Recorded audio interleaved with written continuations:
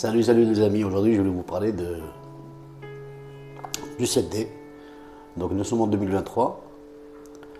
Je vous explique un petit peu est-ce que le 7D en 2023 vaut le coup de l'acheter ou pas encore. Et je vous dis ça, il y a 5 points qu'il faut qui est bon sur le 7D. Parfois même meilleur que le 5D Mark II. Voilà.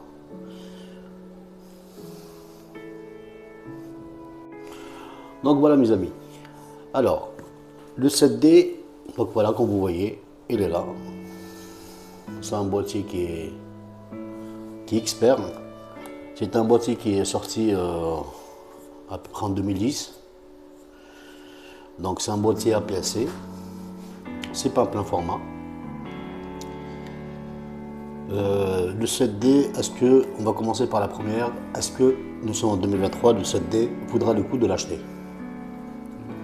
Eh bien écoutez, oui. Je vous explique pourquoi. Le 7D, ça reste un bon boîtier. Déjà au niveau de l'ergonomie, ça ressemble beaucoup plus au 5D Mark II. D'accord. Voilà. 5D Mark II. C'est du solide. C'est un boîtier qui est bien fait en alliage. C'est un boîtier, donc on va commencer par la première. Le 7D déjà, il a 18 millions de pixels, donc ce qui vaut le coup. Deuxième des choses, donc il fait la vidéo. Ça vaut le coup pour les gens qui veulent faire de la vidéo. Franchement, vraiment, et là-dessus au niveau de la vidéo, il n'y a aucun problème. Troisième des choses, actuellement, il n'est pas cher par rapport à sa sortie en 2010. Quatrièmement, c'est un APS-C, donc ce qui vaut le coup pour les gens surtout qui font de la photo animalier. Je vais vous dire pourquoi, je vous explique pourquoi.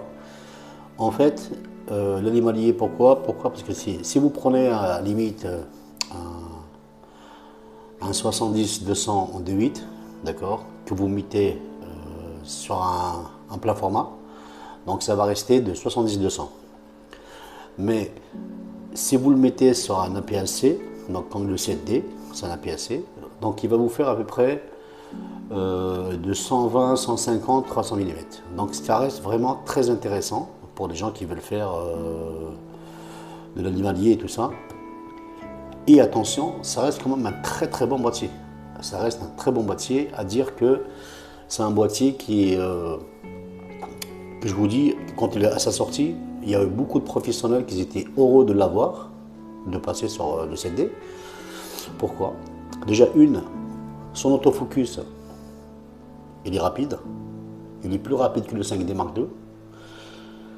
Au niveau de la vidéo, il est très bon, pas mal. La différence avec le 7D, c'est que le 7D c'est un 21 millions de pixels et celui-ci c'est un 18 millions de pixels. De toute façon, très franchement, ça ne se verrait pas vraiment. Comme je vous explique, dans un boîtier, d'avoir un 7D ou un 5D, ça revient exactement la même chose. Donc, les gens qui vont vous dire passer de APS-C à plein format à full frame, ça, franchement, ça n'a aucune importance. Je vais dire pourquoi. Je vous explique pourquoi. Parce qu'en fait, c'est une question de coefficient. C'est une question de coefficient au niveau de, ça veut dire au niveau de la focale. Si on prend le 7D et le 5D à côté, le 5D Mark II, d'accord, il y a un plein format et celui-ci, ça reste un APS-C. Donc au niveau du capteur à l'intérieur du boîtier, d'accord, il est au fond, il est plus petit. Mais ce n'est pas aussi catastrophe que ça. Ça veut dire on a un 7D, on a un 5D. Je vous explique vraiment tout doucement pour les gens qui viennent d'arriver dans le monde de la photo, ou alors peut-être même des gens, des experts qui s'essayent, mais bon, ils ne comprennent pas encore. Ça peut arriver. Mais à vous dire quelque chose, c'est que si tu prends un 7D, un 5D, qu'on met deux optiques dessus, la même chose, ça veut dire si on prend à la limite un 50 mm 1.8, d'accord, ça veut dire le plus bas de chez Canon qui n'est pas cher, on le met sur ces deux boîtiers, sur le 5D et sur le 7D. Donc sur le 5D, ça va donner un 50 mm. Et sur le 7D, ça va donner à peu près du 85 mm. Donc ce qui est intéressant pour les gens qui veulent faire du portrait. Donc il sera vraiment très intéressant. Et maintenant, une chose, si on veut avoir la même, ça veut dire la même focale sur le boîtier 5D et le boîtier 7D. Donc qu'est-ce qu'il faudrait faire? Donc on va laisser sur le 5D, on va laisser le 50 mm dessus, d'accord? Sur le 7D, qu'est-ce qu'on va faire? On va retirer le 50 mm, on va mettre un 35 mm à la place. Donc la réalité des choses, on va prendre la même chose en photo, on aura exactement le même champ, d'accord? Le seul truc qui peut différencier un petit peu, franchement c'est pas flagrant, c'est l'arrière-plan. L'arrière-plan d'une plage dynamique, ça c'est sûr qu'elle sera peut-être meilleure sur un plein format que sur un APS-C. Parce que plus le capteur est grand, plus la plage dynamique est beaucoup plus intéressante. Voilà, par rapport à ça. Mais comme je vous dis, voilà, ça dépend. Maintenant, si vous faites vraiment de la photo de catalogue, tout ça, c'est vraiment quelque chose de très de la mode et tout ça, vraiment, c'est quelque chose de très faire attention à tout et à rien. Comme je vous dis, on peut faire autant avec un 7D, on peut en faire encore pareil avec le 5D, avec le 7D. Juste en fait, ce qui compte de nos jours, en fait, le boîtier bien sûr, parce que celui qui va vous dire de prendre un boîtier de merde et puis d'acheter une bonne optique, franchement, ça serait vraiment des conneries. Mais d'avoir déjà un 7D avec une bonne optique dessus, ça veut dire une sérielle limite, hein, d'accord, une sérielle, comme le 70-200 de 8, et bah très franchement, il n'y aura aucun problème. Ça va être vraiment quelque chose d'extraordinaire, ça va être vraiment des belles photos, vous allez faire des belles photos, parce que c'est vous qui faites de la photo, c'est pas l'appareil photo qui fait de la photo. Après, ça va être vous, ça va être votre cadrage, ça va être l'œil que vous avez, ça va être un tas de trucs. Donc voilà, donc moi ce que je voudrais vous expliquer le jour d'aujourd'hui, c'est le 7D vaut le coup encore en 2023. Mais bien sûr, ça vaut le coup encore en 2023, ça reste un boîtier, comme je vous dis, un boîtier, c'est vraiment, au niveau de l'ergonomie, c'est un très bon boîtier, c'est un boîtier qui est en alliage. C'est un boîtier qui a de la vidéo. C'est un boîtier qui a 18 millions de pixels. Et de nos jours, il y en a encore. D'accord. De toute façon, il vaut mieux d'avoir un 18 millions de pixels que d'en avoir un 50 millions de pixels. Et puis, il faut avoir un ordinateur derrière, du matos qui vaut 3-4 000 euros. Donc voilà. Donc, plus on monte, plus le matériel monte, plus le portefeuille pleure. Ça, c'est sûr. Donc voilà mes amis, moi ce que je sors cette vidéo, je voulais être vraiment bref, je voudrais vous expliquer vraiment un petit peu de détails par rapport au 7D. Moi je trouve que le 7D, voilà, c'est un très très bon boîtier encore en 2023. De nos jours, donc il ne coûte pas vraiment très cher, donc on peut le trouver sur les chaînes, sur les sites comme les sites d'occasion. Les sites d'occasion, le jour d'aujourd'hui, vous allez le trouver entre 200 et 250, 300, ça dépend de l'état, ça dépend du nombre de déclenchements qu'il a.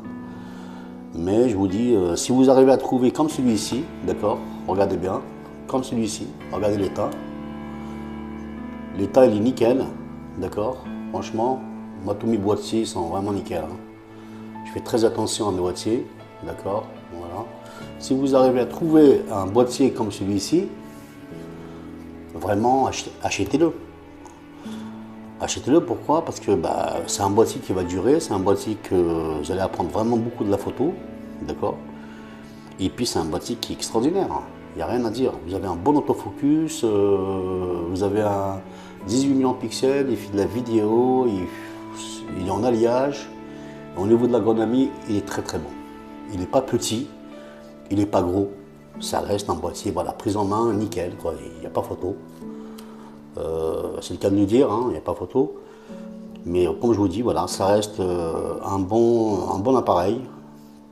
Ce qui est bien aussi, qui est intéressant dessus, donc là on a sur le côté, donc on a la prise, je vais vous dire ce qu'on a. Hein. On a la prise du Sarcro, hein, on a la prise de synchronisation, donc avec flash. Sinon bon, à la base maintenant, de toute façon, c'est tout est à distance. Hein. Donc vous avez pour un micro, voilà, pour le micro, il n'y a aucun souci. Vous avez un HDMI, donc qui est très intéressant. Vous avez un HDMI qui est juste là. Voilà, HDMI, la prise synchro, vous avez le, comment ça s'appelle pour le micro, vous avez tout ce qu'il faut, franchement, je vous dis, vraiment, c'est un boîtier qui est vraiment, et tout faire avec, voilà. Donc en fait, voilà, ce que j'ai en train de vous expliquer, c'est que franchement, ça reste un boîtier bien construit, hein. Donc, vraiment, ils se sont pas foutus de la gueule du monde, Canon, quand ils ont sorti le 7D, ils savaient bien qui a attaqué. Ils attaquaient en fait les professionnels, parce que les professionnels, bah, quand il est sorti le 7D, bah voilà. C'était, bien sûr, c'était le boîtier qui faisait la vidéo, l'autofocus plus rapide que le 5D, avec un bon écran, pas assez de reflets, un écran bien noir.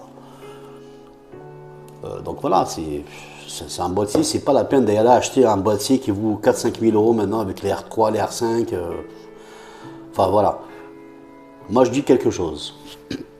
Je suis dans la photo depuis vraiment maintenant, ça, je compte plus ni les jours, ni les mois, ni les années. Mais en tout cas, il y a une chose, il ne faut pas vous faire avoir dans ce monde-là. Parce que c'est un monde où on peut se faire avoir très rapidement. Pourquoi? Parce que déjà, le matos, ça coûte cher.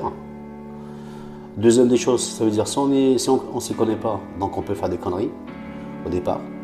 Ça veut dire on va acheter l'optique, l'objectif le plus gros, le zoom le plus gros, qu'on va croire qu'on peut tout faire avec celui-là, mais en fait c'est pas le bon. Donc si en fait quand on arrive à entrer dans le monde de la photo, on en fait tellement de conneries, on perd de l'argent. Donc la chance que vous avez le jour d'aujourd'hui par rapport à nous à l'époque, c'est que nous on n'avait pas l'internet, on n'avait pas YouTube. Il n'y avait personne qui nous fasse une vidéo pour nous dire bah voilà, achetez, si vous commencez de la photo, c'est pas la peine d'y aller acheter du matos à 5-6 000 euros. C'est juste voilà. Si tu aimes le portrait, tu aimes bien faire un petit peu la street photo, tu aimes bien faire un peu tout ce qui est photo extérieure et tout ça, franchement, un très bon boîtier 7D avec un 50 mm ou alors avec un 35 mm. Un 35 mm, si vous aimez un 35 mm, vous allez avoir un petit peu le champ, beaucoup plus intéressant. Et puis, bah, vous allez voir, vous allez commencer à tourner autour du sujet, vous allez voir, vous allez comprendre en fait le sens, vous allez avoir un flou d'arrière-plan qui sera très joli, très beau. Donc vous allez comprendre, il y a un moment donné, c'est que vous allez comprendre en fait le monde de la photo, comment ça fonctionne, le mode de fonctionnement.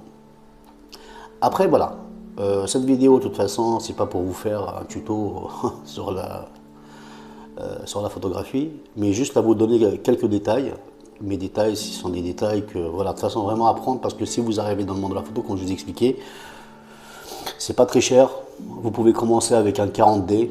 Pourquoi je vous dis avec un 40D? Parce qu'un 40D il a un petit écran sympa, donc c'est un 2,5, donc ça reste intéressant, d'accord, au niveau de la vision. Ça peut coûter entre une cinquantaine d'euros, 60 euros, hein. Franchement, voilà, vous pouvez commencer avec ça. Il ne fait pas de la vidéo le 40D, c'est le 50D qui fait, même le 50D ne fait pas de la vidéo. Mais bon, avec le long terme, tout ça, on peut faire de la vidéo, mais bon, il n'y aura pas de son. Mais, si vous faites de la vidéo, de nos jours, partez vraiment sur le 7D. C'est un très très bon boîtier. Ou alors, maintenant, il n'est pas cher par rapport au départ, le 60D. Le 60D, quand il est sorti au départ, bah, il est très intéressant. Et puis maintenant, bah, voilà, ça devient, de toute façon, ça devient le numérique. On est dans le monde du numérique, c'est que tous les 5 minutes, on en sort un boîtier, il sera toujours meilleur que l'autre. Pourquoi? Parce qu'il y a l'autofocus qui est beaucoup plus rapide, ou alors autre chose. Donc voilà mes amis, je vous explique un petit peu comment ça se passe. Donc si vous commencez dans le monde de la photo, achetez un petit boîtier pas cher, d'accord, avec une focale fixe. Pourquoi? Parce que c'est avec la focale fixe qu'on arrive à prendre la photo. Comme ça, tu tournes autour de ton sujet. Et puis, tu verras après par la suite à ce que tu es une personne qui a beaucoup plus à zoomer. Ou alors, de préférence, voilà, tu préfères le 50 mm fixe. Ou le 85 fixe, ou le 100 mm fixe. Donc voilà. Et comme ça, au moins, tu ne perds pas d'argent beaucoup. En achetant 5-6 optiques, objectifs. Et des fois, on aura des objectifs doublés. Donc, c'est de l'argent perdu pour rien. Et puis, bah, voilà. Voilà mes amis. Donc, en tout cas, merci à vous. Et puis, bah, de toute façon, j'espère à bientôt. Et n'oubliez pas surtout un pouce. Et puis, de vous abonner à ma chaîne. À bientôt. Ciao, ciao.